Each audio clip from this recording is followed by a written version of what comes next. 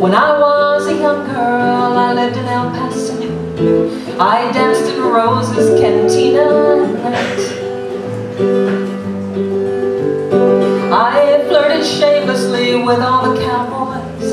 I'd get them jealous and they'd start to fight. Well, there was one cowboy I'll always remember. He quietly watched while I whirled and I danced. My red velvet slippers were casting their spell, making that cowboy think he had a chance.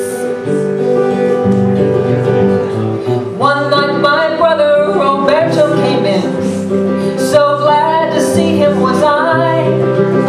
I forgot all about the lonely young cowboy, till all at once he was there at my side.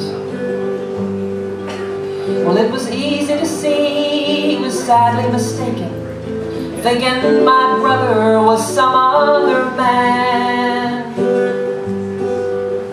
Then suddenly both of their pistols were flashing.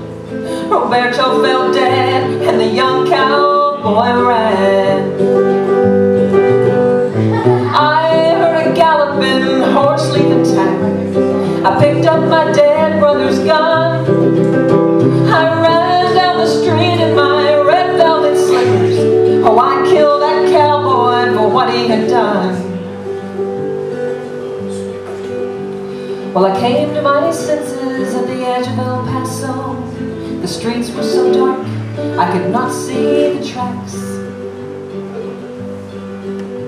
My brother Roberto had died for my flirting, and killing that cowboy would not bring him back. As I headed back to Rose's that night, I let the pistol slip out of my hands. I stopped and I took off my red velvet slippers and left them to fade in the El Paso sands.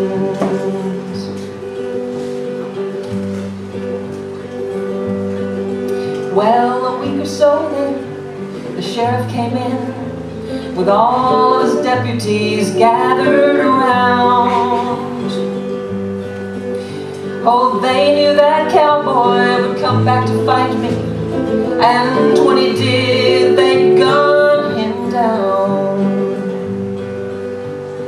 High on a hill overlooking El Paso, I wept like a widow, I mourned like a dove.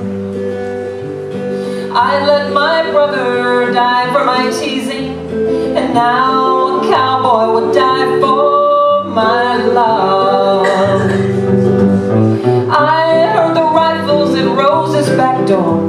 I ran to the young cowboy's side. I brushed off the sand from his face and I kissed him and cradled his head while the young cowboy died. Well, I never went back to Rose's cantina. I packed what I could and I left town that night.